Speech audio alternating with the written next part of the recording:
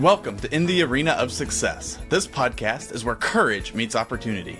I'm your host, Henry Beeman, and every week we step into the arena with visionaries, innovators, and trailblazers from all walks of life. We dive deep into the heart of success and uncover the strategies, the struggles, and the unwavering spirit of those who overcome. The real question is, are you willing to step into the arena and fight for your success? Because in this arena, success is not a destination. It's a journey, and it starts right now. All right, Dr. Steve Taubman, thank you so much for being here with me today. Pleasure being here, Henry. Thanks for having me. Absolutely. So we're going to start off with the same 6 lightning round questions that I start with on every episode. And the first one of which is, where's your hometown and what is it known for? I'm in Burlington, Vermont. It was the town that Bernie Sanders was the mayor of when I got here. It's got kind of a more of a socialist, liberal mindset. It's one of the most livable cities in the country. It's gorgeous. We're right on Lake Champlain, and we're known for Ben & Jerry's. We started here, and Champlain Chocolates and Green Mountain Coffee Roasters all started right here in Burlington. I love some Green Mountain coffee, but Ben & Jerry's can be quite dangerous for me. For me too. It takes a lot of discipline to manage our desires, which I'm sure we'll talk about anyway. But Ben & Jerry's is one of those lures. And I think this next question's pretty obvious. It's going to be an easy answer. Do you prefer cats or dogs? There's one dog, and there's the other dog, right, hiding over there. That's dogs. Right. Dogs, absolutely. So I have a new Aussie Doodle puppy. He's about 6 months old now, and absolutely love him to death. But he is full of energy. So I noticed as you're moving the camera around the lamb chop on your bookshelf over there. So the lamb chop on the bookshelf is it's part of a little shrine that I created for Woody. And I don't know if you remember Woody from years ago, but I had a dog for almost 15 years named Woody, and he traveled everywhere with me. I'm sure I brought him with me when I came down to Walhalla. I lost him about 3 years ago, and it was devastating. It was really the hardest thing I've ever had to deal with. So I've got pictures and and like you said, the lamb chop, and there's also a thing there that was like a place that you put an urn, put the ashes inside, and it's got photos all around it. So it's that thing. Oh wow! In the corner there. Hard to do this. Boing. And I just decided, like about 3 weeks ago or so, that it was time to spread Woody's ashes. Felt that letting go was kind of an important part of my journey. So I've spread almost all of his ashes. I've got one more place because I'm bringing ashes to all these different places that were very special to us. That's an important part of the grieving process. It is, and I'm glad I'm doing it. Because we hold so tight to our loved ones, and at the same time to our grief. And there's something about freeing yourself up, and maybe if you think about it from a metaphysical or spiritual standpoint, it's also freeing up that other being, right? So, if you're confining them, and everybody's got a different opinion about this, but if you're confining them in a little box in your house, it's almost like you're trapping their spirit because you don't want to let it go. Right. So, and you're hanging on to it. That's been my new approach to it, and I feel like it's lightened me up some. Well, to bring a little more levity, we bought that exact same lamb chop yesterday, and all the stuffing is already out of it. Oh, okay. So your Aussie Doodle is a destructive. Welcome to the Aussie Doodle. Yes, the stuffing is already gone, and he's missing an eye overnight. Neither Woody nor Ernie were destructive at all, and it's really weird. And that lamb chop survived a good number of Woody's years. When I was traveling the country doing workshops, teaching for like a year and a half, I was living in different cities for 3-4 months at a time and moving on. And we were in Houston, Texas, and I was speaking for part of a day. The rest of the day I've had pretty much off. And I had one of these movie passes where you can go to unlimited numbers of movies in a month. So we'd go to the movies like almost every day. And Woody, of course, he was a service dog. He went everywhere with me. So we'd go to the movies, and he'd bring his lamb chop in, and we'd sit and watch the movie. And then afterwards, we'd go outside, and he somehow discovered that the next complex over from this entertainment complex was a Walmart. And he'd take the lamb chop in his mouth, he'd just trot along, and he'd go out of the one complex, go into the other complex. I just followed him to see what he was going to do. And he went into Walmart, and he walked all the way around the outside, the outer wall on the inside of Walmart, and turned around and came out and left. It was like, that was an interesting thing, but that's an image seared in my mind now. That's incredible. Yeah. So what kind of music do you listen to? I've got somewhat eclectic taste, but I generally go back to sort of like 70s rock, soft rock. It could be Eagles or Crosby, Stills and Nash or Jackson Browne, James Taylor, that kind of, singer-songwriter music, things like that. And then for background music, when I'm working, I might put on some classical or jazz. I am right there with you. I have a James Taylor cassette tape that I still listen to. And you don't see many of those anymore. You still have a cassette player, huh? That's impressive. I have a cassette player, right. And then recently just got a record player for Christmas so that I can go back and play some of the old vinyl records that I had collected from my parents. Love those old classic rocks. And actually, preparing for this podcast this morning, as I was getting ready, I was spending some time in deep breathing, listening to classical. So I found classical music with 60 beats per minute is the perfect thing to get my mental state where I like to stay. I think that's the super learning rhythm, right? It's like some of the Mozart music was like that, and it induced super learning. It like puts your brain in a more receptive state. It's interesting how sound is so important, and that's something that I've found is common amongst folks. Is within the senses, sound and smell are very powerful for folks. Oh yeah. Well, smell is like the most ancient or primitive sense we have, so you could just feel like a waft of a certain scent and it brings you right back to an experience in life. And it does, and it takes you that, and it's really interesting. Even in the Bible, it talks about a pleasing aroma to God. So the sense of smell is an incredible thing, and it's interesting how powerful and how it's been related even in religious texts. Yeah. So what are you currently reading? I'm rereading a book by Swami Muktananda, who was a guru who's no longer living, but he wrote a lot about meditation and chanting and some of those kinds of ritual practices as tools for quieting the mind and for kind of glimpsing what's behind our ego. Like, who are we when we're not playing the role that we're on this planet to play? And I'm finding it useful in dealing with some of the mental, emotional content that I'm dealing with to be able to find a place to go. And it's, I think there are so many different spiritual paths, but I think it's important to have a path of some sort where you can realize, they call self-realization, realize yourself as something more than just your thoughts and emotions. Absolutely. I think that's vitally important. And speaking on that, who is your biggest inspiration in life? Besides you? Ram Dass was a great inspiration on me. He's Richard Alpert, who was a Harvard professor who went to India and studied meditation and then became a teacher. And I've gotten a lot from his work. And then Eckhart Tolle, The Power of Now, is another very powerful one for me. So those were two of my more stronger influences. Leading on from there is, what's the best piece of advice you've ever been given? I don't know how I heard this or where I heard it, but it sort of became like a guiding principle for me, and I wrote it, and it's sort of become equated with me, and it's don't believe everything you think. And we are very quick to assume that if we think something, it must be true, right?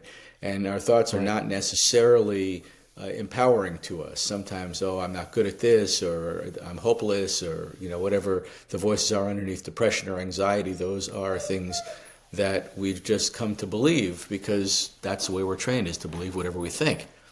So being able to, get beyond that and question our initial impressions about what we think is true is really important. And it's been a huge piece for me. And throughout your years, you've become known as the master of mentalism. You wrote the book UnHypnosis. You speak around the world. You perform hypnosis shows. You have a new show that I would love for you to share about a little bit. And you've achieved some really amazing things throughout your life. But where does your story start for you? Where's the beginning of your story?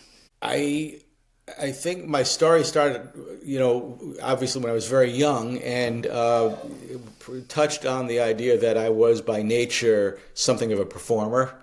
I had that performer personality from being very young, but it wasn't what I pursued for a lot of years. I became a chiropractor and, worked in the area of sports medicine for a long time. And I tried to bring whatever, I could to that and, be myself and have my personality present.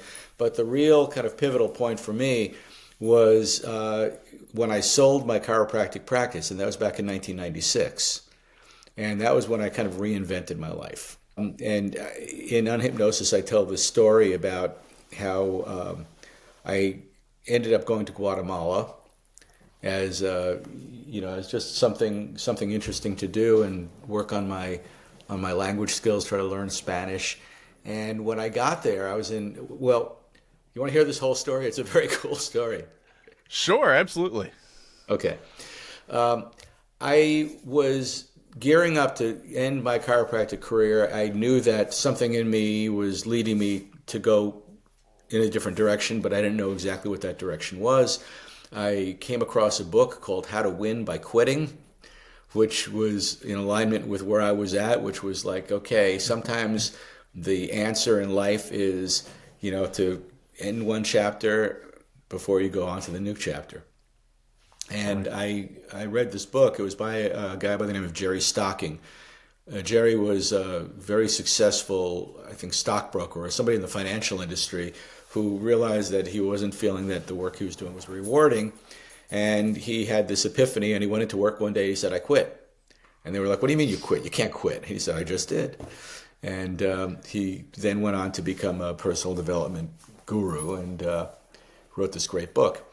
And I reached out to him. I got him on the phone. I talked to him for like an hour. And one of the things he said was, "So now that you're selling your practice, what are you going to do next?" I said, "Well, I've learned magic. I think I'll probably become a magician." He goes, "Wrong." I said, "What do you mean wrong?" He says, never decide what you're going to do next until you've left one thing and put a little time in between them. Oh, wow. And this is what we all do, right? In fact, this might be the best advice I've ever had. I'm re-answering your question, and that is we're constantly jumping from one thing to the next, and you see that in relationships. Somebody will break up with one person and then immediately get involved with somebody else, or sometimes overlap, and right. And then lo and behold, they find that they've got the same relationship with the new person that they had with the last person, or they've married their mother, right? There's some right. pattern that they just sort of reattach themselves to the same pattern because they never took the time in between to kind of get quiet and do the work you sometimes need to do to be able to see things anew, right? Right. So it was a brilliant piece of advice. With that advice in mind, I ended up taking this trip I was going to be going on, which was to Guatemala. And I was in Antigua, Guatemala. I had just sold my chiropractic practice, and I was walking down the streets of Antigua, and there, down one of these colonial cobblestone streets, was a chiropractic office. I said, "Oh, interesting." So I went in and I met the guy. The guy's name was Todd. He was an American expat who had started a practice in Guatemala. And I said, "Hey, I'm Steve. I'm a chiropractor from the United States." He goes, "I haven't had an adjustment in a really long time. Could you give me an adjustment?" So I was right back to work again. And we went into his treatment room, and I gave him an adjustment. And we came out of his treatment room and back into the waiting room, and there was somebody new sitting in the waiting room. And he was an American, and he stood up. He said, "Hi, I'm Steve. I'm a chiropractor from the United States." No way. I said, "I'm Steve. I'm a chiropractor from the United States." I said, "Where do you practice?" He says, "Well, I don't. I just sold my practice." I said, "That's what I just did." I said, "How long did you practice for?" He said, 14 years. Me too. So I said, "Well, this demands a little more conversation. Let's go have some lunch." So we went out on the street, and it was a very sunny day, and we both had backpacks, and we both reached into our backpacks, took out a hat, and we had the same exact hat. But mine said 100 years of chiropractor. His said Vermont, which is where I live. Wow. So I said, "I live in Vermont." He said, "Oh, I've got a friend in Vermont named Sarah." I said, "I know Sarah. She was a patient of mine." And so we went on. We went to his place where he was staying so we can get his wallet and we can go out to lunch. And sitting on his dresser was the book, How to Win by Quitting. Wow. And I said, I read that book. I even talked to the author. He said, "Me too." This went on and on and on for days. We just kept on discovering one thing after another. And eventually, when we parted ways and I went back to the U.S., I was preparing for another trip. I'm a private pilot, and I had a little plane at the time. And I was going to be flying across country. And I was going to go visit Steve in Montana, which is where he's from. And I was talking to the guy who bought my practice. And I said, "I'm going across country in my plane." "Where are you going?" he says. And I said, "Well, my first stop is Montana." He goes, "Oh, I used to live in Montana." "Where?" I said, "Bozeman." He said, "That's where I live, Bozeman." I said, "Oh, I'm going to visit my friend Steve Forte. He's a chiropractor." He goes, "Yeah, he was my chiropractor, and my best friend bought his practice." Wow. Yeah. And I'm leaving out half the story. If you want to hear the whole story, it's in UnHypnosis, in that book. That's incredible. Yeah, absolutely. But you know what? I think that there's magic out there. I think that when we get out of our own way and we, sort of jump into the void, when we allow ourselves the luxury of taking action without having all the answers fully formed and knowing exactly what's going to happen, that uncertainty and, it brings us alive. And we notice things that we wouldn't have. I mean, who knows? So that maybe that's potentially happening to all of us all the time, but we're not noticing it because we're walking around through life with our blinders on. So this is what happens when you take your blinders off, is you find all these incredible synchronicities. And I've had other experiences, not quite as remarkable as that one, but those are the breadcrumbs along the way, along the path toward toward full realization, enlightenment, if you will, and being the person you want to be. Yeah, you said synchronicity, and the word that popped immediately into my mind is serendipity. Serendipity, yeah. That whole experience. Great words. That's an incredible experience. Yeah. That kind of brings up the question in my mind is, as you're starting to leave your practice, what was the step that enabled you to take those blinders off? It's a great question, and I could answer it better now than I could have when it was happening. So again, you don't always get your lessons in real time. Sometimes they dawn on you many years later. But at the time, I just knew that I was experiencing some kind of confinement, and that this isn't where I'm supposed to be. I don't know why, but it's becoming tedious, and I would be going to work, and I had a very successful practice. It wasn't for lack of success, but I'd go into work at 8 o'clock in the morning, and by 9 o'clock I would have already looked at my watch 10 times. Time was dragging, and I thought, this is not how life is supposed to feel. It's, you've got to, have a sense of mission or purpose or fun or whatever, and it wasn't. So I sort of knew it, and I tried to remedy it by taking seminars and learning new things and, going to a practice management event or something, whatever, to just try to infuse something new in it. And that would work for a while. But then eventually I'd end up right back to the same place. I'd, kind of end up back with this sense of incompleteness.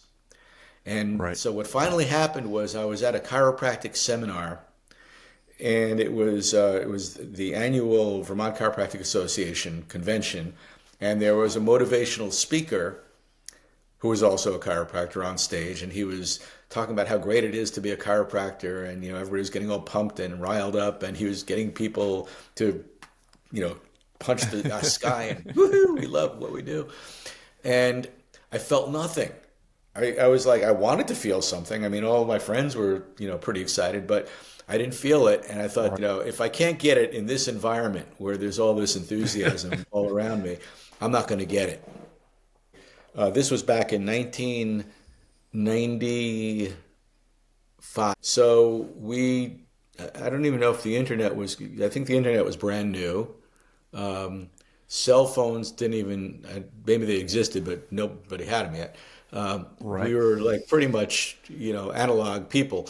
And I had a magazine in front of me, and it was a chiropractic magazine. In the back of the magazine were the classified ads, and one of them was for a company that evaluates practices for sale.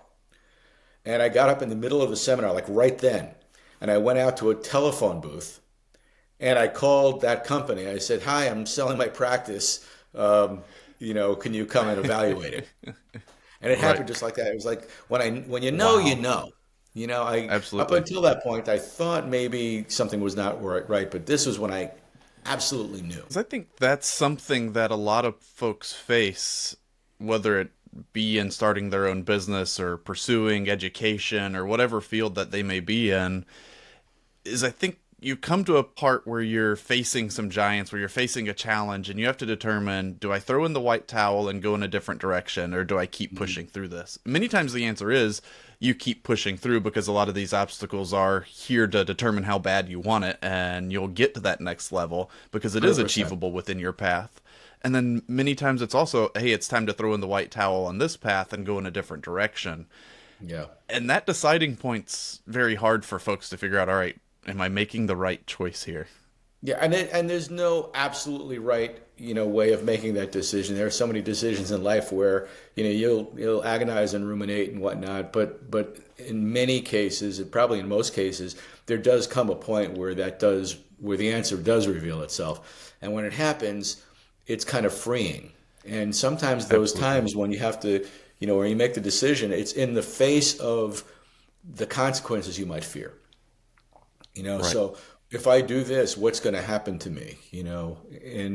And so you're often literally leaping into the void. You don't know what the next step is going to bring, but it just feels so important and right to make that change that you're not using the fear about what might happen as the determining factor.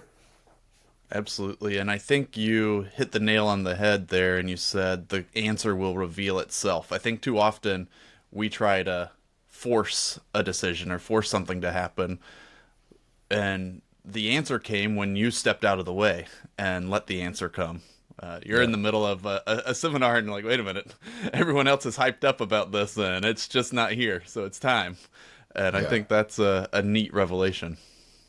I think most of my important decisions looked like that. When I think back on them, most of them looked like there was some vacillation, some insecurity about, like, I think that happens a lot in relationships, right? It's like, I think it's great if you're in a relationship to stick it out and to work through the hard stuff. That's really important in many cases. And sometimes Right. you're in the wrong relationship, but you're sticking with it because of you don't want to hurt the other person. You own a house together. It's like you're all the wrong reasons, all the obligations and whatnot that's keeping you there. And then when you do make the decision, it's freeing. It's still very sad, right? I mean, you're gonna shed some tears when things change, but it's sort of like when you cry yourself out, that kind of cathartic crying. Absolutely. And as that has kind of developed in your life and those decisions have come together, how has Yeah. your definition of success changed through that process? Because you talked about your practice being very successful Yeah. and you're doing well, but something in there wasn't quite fulfilling. Yeah, for me, I mean, I've had a fair amount of financial success in my life, and it would be great if everybody could have financial success. And I think there's a certain amount of financial success that we need in order to experience ourselves as successful, but it's probably a lot less than you think. I Right. think a lot of people are in it for the millions, and then they're sacrificing a lot of their own emotional well-being in order to have this sort of end goal of what they think success is supposed to look like.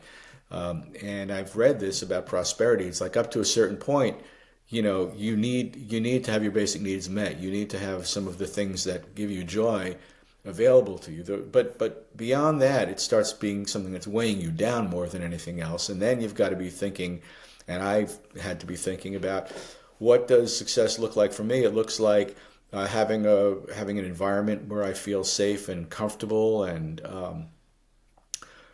doing things that bring me joy, but also, in my case, that bring joy to others, right? As an entertainer, as a speaker, I want to know that I'm able to communicate in a way that can be heard, and that I have the freedom to express myself, right? And that it's also, so it's the freedom, and it's also the reaching a certain point where self-expression becomes a more natural and easier thing to do.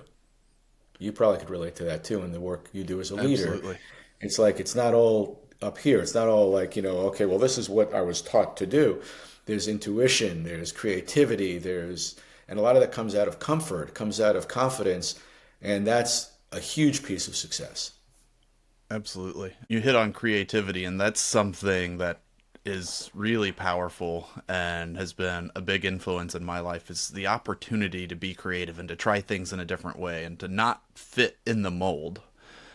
There's a great book by Malcolm Halko called Thinker Toys, and it's something that just has different exercises and different tools in there to cause you to think and to teach you how to think in different ways that you've probably never thought of before. And it's where ideas come from. It's how you solve problems, the ability to be creative, because when you've done it the same way over and over again, you kind of develop mental ruts and mental grooves that you easily slip into. If you think of the Grand Canyon, that was formed by the river and the rain falling in the same pattern over and over and over time, and it develops this rut. But if it needs to go a different way, it now takes a lot of effort for that path to change. And the same things, I think, happen in our minds. That's a great metaphor too. Yeah. And if you look at the painting that I have up here on the wall, the success painting behind you, it's kind of hard to tell on the camera, but the black is cracked and the success is coming up from behind it. And oh, cool. Okay. The black paint is all cracked, and to me, it's representing the idea of success is behind the darkness that may be in your life. Whatever is there, the success is coming up from behind and it's cracking through, and that's a big part of that process, is you have to crack the shell, and it comes from a place of pushing through challenges and not just all of a sudden it appears in your life. You have to work for it, and you have to go through some places and figure yourself out and figure out what you're meant to do, where you're called. And I think a big piece of that is learning how to be comfortable with discomfort. The military, it's embrace the suck, right? It's like, change is hard, like you said. If I'm going to turn that river a different way, it's going to require a lot of effort, and there's going to be a big part of me that's going to think, this is wrong. Right. I've been doing it this way forever. I've been thinking this way forever, and to change it to something else, this is wrong. And so that's the don't believe everything you think. It's being able to say, there's a big part of me that is resisting this because it's uncomfortable, because I'm feeling fear, because I'm feeling anxiety, because I'm feeling self-doubt. And this is also like from a religious standpoint or a spiritual standpoint, if you're praying or meditating or doing something to try to, find union with God or with the universe or whatever it is for you, while you're doing that, there's going to be a part of you that's saying, this is crap, this isn't getting me anywhere, I don't deserve it or whatever. And it's like, how do you stay the course despite those things in you that are, like the black paint? It's trying to crack and you're trying to keep it painted. You're trying to put another coat of black paint on it. That's it, exactly. Well, and you mentioned something there, that staying the course and being able to make that change is challenging. And it was interesting. I just heard somebody the other day talk about Taylor Swift, who's blown up worldwide now. That's for sure. Started her musical career at the age of 14, performing on little stages to no one outside of Nashville, where she grew up. And it's that continuous dedicated effort in the same direction over a period of 20 years that created the success that she has now. So in that And way and, of staying the and course. while she had that continuous dedicated action, I'm sure there were parts of her that were saying, "I'll never get there," or you know, that's all got to That's be it. managed along the way. Absolutely. So back to your story, you're in that place. You Yeah. stepped out into the void after selling your practice. What's Yeah. next? How did you start working your way through that?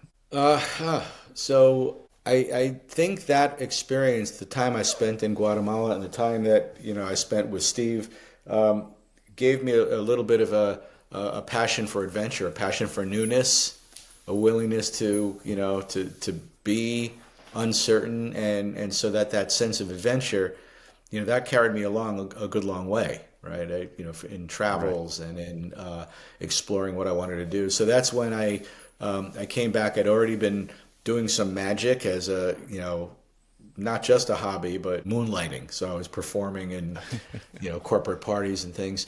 And then I came back and Right. I had the opportunity to learn hypnosis. And Okay. you've seen what that is. So I've done thousands of shows and hypnotized hundreds of thousands of people. And as I did all that, not only was it a lot of fun, and not only did I develop success, but it was also this melding of what hypnosis is with my kind of life theme. Right. That's why I wrote UnHypnosis. It was like recognizing that, wow, you know, that's everybody. We're all hypnotized. I tell the story in the book about the time when I had somebody during a spring break show where I said, when you wake up, three things are going to happen. I said, number one, you don't believe you're hypnotized. Number two, this is the worst show you've ever seen and you're really aggravated with me. And number three, there's an invisible wall 3 feet in front of you. And then I wake everybody up. I say, how's everybody doing? And this guy screams, you suck. I said, what's the problem? He goes, show's terrible. I said, well, leave. And he gets up, hits the wall. So, trying to push and he can't get through it. And I said, what's the matter? He goes, nothing. I said, are you hypnotized? He goes, no. Are you having fun? No. Then why don't you leave? And he goes, I'm not going to give you the satisfaction. And, and that's when I kind of realized it's like that's all of us. We're all sort of hypnotized. We're all stuck behind invisible walls Right. that keep us from getting to the next step, but we're justifying it. We're, making excuses for staying in the box we're stuck in. And that Absolutely. was sort of the melding of the entertainment with the worldview, and that's how I wrote the book, and that's how I ended up out there speaking. Was Okay. what do we need to do? How do we recognize the trap of our own habitual thinking? Right. The Grand Canyon of our thought, and and what can we do to get beyond those thoughts so that they're not controlling our lives? That's Absolutely. And that it's became a what I was big dedicated to. that's a big revelation to see how, in a sense, there's a large portion of us that are sleepwalking through life. We're walking Yes, in a hypnotized state through life, if you will. 100%. And what are some of those keys that you learned about waking up? So that's a big, kind of the core teaching of on hypnosis, and it has to do with first, making a choice that I'm going to choose happiness as a frame to to live my life in. And what does that Right. mean? What is it? What would it look like if I were not just in this sort of lulled into hypnotic state? Might that look like? And then it's starting to clean up your act is part of it. I think I marked this because in one of these books I talked about like the 5-step peak performance system. This is the book Bulletproof. This is one of my more recent ones, but each book grows out of the next. But yeah, so I said start with happiness and clean up your act outside and in. And a lot of us are living sloppy lives. We're not, we have no discipline. right? Right. We just you eat bonbons and watch TV, and and you react rather than act. You're not thinking about how you're responding in situations. It's just your life is sloppy, and if your life is sloppy, you don't have any power. You might lack integrity because you haven't been telling the truth. You've been, Right. kind of getting around being really truthful and having a high level of integrity. But integrity is important because it galvanizes the power of our word. We're talking about the importance of sound, and words are sound, and the sound coming out of your mouth. If you really have high integrity, then the universe sort of hears that. It's like, okay, if this person says this, they're going to really do this. If I say I'm going to be there at 3 o'clock, I'll be there at 3 o'clock. You can count Right. on me. So being accountable, being responsible, that's what cleaning up your act is. And then the next one that most of us never do is learn how to sharpen your focus, right? That's where things like meditation or yoga or any activity, you're a military guy, and certainly a lot of the activities of the military training are all about sharpening your focus, being able to be precise, be present, keep your focus in one place, even though you may want to wander. And that gives you a set of eyes that you wouldn't have otherwise. And then the fourth thing I talk about is this idea of leaning into the pressure, leaning into the pain. Sometimes, we're running from the stuff we don't like, we're running from discomfort, but can you sit with, again, they embrace the suck, can you sit with discomfort? Because if you can't, you're at the effect of whatever is poking at you. And then the last one I say, I call it assemble your lifeboats, which is, do you have a structure around you so that if you're drowning in your own confusion or pain or depression or anxiety or whatever, are there people you can reach out to? Right. Are there things that you've trained yourself to do so you're not like completely lost? So those are your lifeboats. It's like you're drowning, you got to have something to grab onto. A lot of that is, having a community of people who understand what it is to be supportive. A lot of people don't, but finding people who know how to support you. Sometimes it's just like having a place to go when you're feeling a certain way, or a thought that you've trained yourself to have when you're feeling a certain way. Those are our lifeboats.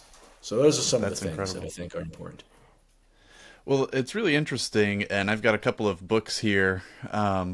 This is called Suggestion and Hypnosis Made Practical by Dr. Samuel Kahn, published in 1945. And this actually came from, talk about the military, this came from the Bethesda Naval Medical Library.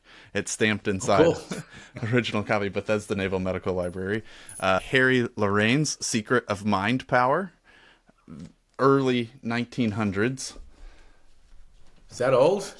Really? He Can Who Thinks He Can by Orson Swett Marden. Late 1800s. This guy is actually the founder of Success Magazine from, I think, 1889, if I remember correctly. But so the power of the mind has been something that people have been talking about for a long time. But yet, in today's world, the idea of hypnosis or the mind-body connection almost feels like it has a negative stigma to it. So what are some of the ways that you've brought this thinking of the mind-body connection into the modern era and kind of combated that? It's a great question. You see these books have been around for a long time, and then people, just again negate or dismiss a lot of that stuff. But I definitely use military analogies a lot, because I think in the military it becomes clear that you're not just training your body, you're training your mind, and a strong mind is going to be able to withstand. You look at the Navy SEALs. I've worked with a lot of SEALs, and that the ability to withstand pain and hardship and fear and all that, and to be more than that. Right. So it's, when you ask, like, what do we do to bring into the modern age? It's like, look at how it plays out in the modern age. What are the things that you're trying to accomplish, and how will those things be impacted by you being more resilient? Right. And so part of it's the language, just finding language that works. Like, some people could hear certain words, and some people, like resilient, we all get resilient. Things are happening, right, and I've got to, stay the course. That's resilience. And how do I do that? just basic exercises. You don't have to equate them with anything. You don't have to equate them with religion or spirituality or mysticism or anything like that. They're very practical, real things. It's like, you're think about something like sleep, right? It's a function. We all have sleep. There's no such thing as Christian sleep or Buddhist sleep or, Jewish sleep. Sleep is sleep. We all have it, right? Right. And in the same way, we all have this capacity to think and to change our thoughts or to focus on one thought versus another thought. And then it just becomes courage and patience and a willingness to experiment. Absolutely. Yeah. I've been dealing with some depression myself, and I've found that if I can, rather than just collapse into those feelings, if I could just sort of focus on like a certain, like my connection to God, right? What does that feel like? And just bring my attention to that, right? Even though that other stuff is still there, it starts to soften as I put my focus elsewhere. And that's true of a lot of other things too. If I'm really good at observing my own thoughts, I could see that I'm thinking thoughts that are taking me down the wrong road. And then I can choose to stop thinking those thoughts, start thinking other thoughts. And one of the things that we try to teach people is when you're thinking thoughts that are disempowering, they're creating emotions, they're creating feelings inside of you. The feelings that are being created are the breeding ground for more of the same kind of thoughts. So thought creates emotion, the emotion then creates more of the same thought, and you get stuck in a loop, because if I'm feeling depressed and then I feel depressed in my body, well, the only thoughts that are going to come out of that are more depression. Right. So that's why I personally think that meditation or something like it, not in any kind of secular way, but just some like mental focus exercises are important, because you need to be able to sit and witness the feelings, the sensations that those thoughts created, without letting those feelings then start you on a new round of thoughts. Absolutely. And I think what you hit on there resonates with folks really well. And sometimes the most challenging part is just to sit in it and understand how it feels and what you're feeling. Yeah. It's that going back to this idea of being comfortable with being uncomfortable. Absolutely. It's like I just had these thoughts. They made me feel this feeling. It's like every fiber of my being wants to just go back into the thought again. It's like, you see, I'm hopeless. This can't, but to just be like, if I weren't thinking, if all I had was just the sensations in my body, and I couldn't think my way out of them because you can't anyway, what would be left? What would be left is just me watching myself feel these feelings. Those feelings will eventually dissipate of their own accord if I don't keep thinking the thoughts that produce those feelings. So for folks that aren't trained in hypnosis or meditation or haven't done that before, it's often hard to stop that train of thoughts. It's very hard, even if you've been doing it for a long time. But so simple advice for somebody who wants to just kind of take a step in that direction and discover for themselves that they have more power than they thought they did. What you do is you pick a physical sensation. So I usually tell people in a workshop, just become aware of the feeling of your body as it presses down into the chair that you're sitting on, right? So I'm just sitting here, I'm quiet, I close my eyes, and and if I do nothing, then my brain is probably going to go whirling off in different directions, and or maybe I'll just get caught up in an emotion or a feeling. But now if I decide I'm going to put my attention on the physical sensation of my body as it presses into the chair, and I could feel the warmth of the skin where it meets the chair. I could feel the weight of my body. I could feel a little tingling sensation. I could feel pressure. It's a very visceral, very, very physical experience. It's not mystical at all. It's like, this is what's happening right now in this moment. This is the reality of this moment. And what happens quite often is you take people who are in a, I'll have a room of 1,000 people, and I'll have people do that exercise. I'll say, let's focus on the feeling of your body as it presses into the chair. Okay, now let's shift your attention to the bottom of your feet, and let's just be aware of the feelings, the sensations in the bottom of your feet, right? And whatever those feelings are, it's warm, it's cool, it's pressure, it's whatever. And then I'll move it to my palms, and I'll do that for a few different body parts, and just breathe into it. If you have a thought, that's okay, but bring your attention back again. So this is the important thing, is what you're feeling. And then I'll have people open their eyes after like 5 minutes or less, and they're like in a different state. There's an experience of quietness inside of them that they didn't have before, because they never knew how to shut up. Right. Because their thoughts bred more thoughts, bred more thoughts, bred more thoughts. But if their attention is on physicality and the physical experience of the moment, this is why athletes do really well and often are more mentally balanced, because they're in their bodies. Get out of your head and into your body. Get out of your head and into the moment. So that's step one, right? You could build on that. You could like create a certain kind of a scan, or do it for a certain amount of time, or add a mantra to it, or whatever you want to do. But basically, it all comes down to the same thing. It's where are you putting your focus? Absolutely. And that's a really easy step that someone can do at any point throughout the day. And like you said, in as little as 5 minutes, massive shifts in people's state of mind and people's state of consciousness. And before you're going into a big meeting, before you have a conversation that you know is going to be difficult, before you're making a decision, those are great times when you could just spend 5 minutes and scan your body and sit with yourself in the present moment. Yeah, powerful, very powerful. And it almost seems too good to be true. It's very simple, but and your brain will want to co-opt your attention again, and you're going to get caught in thought. Right. But if you commit yourself even to a short period of time, it'll pay off. That's one of the most effective, quickest ways to start the ball rolling in the right direction. Another is awe, the power of awe. And now there are studies, like Berkeley did a wonderful study on the power of awe, where they took the test subjects and they had them just look at a beautiful scene for like 30 seconds and then just close their eyes and then just take a deep breath in and relive the scene. And it was just very simple, like put my attention on something that's got beauty, or that just arouses awe in some way. And they measured indices like patience or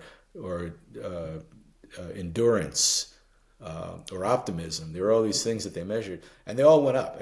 People got better by just taking a moment. And now some businesses are doing that, as I'm sure you know. We're just take a break, and instead of taking a cigarette break, take a awe break. Go outside and look at the mountains and breathe it in. And turn off everything else for a moment, and then go back, and you'll be better for having done it.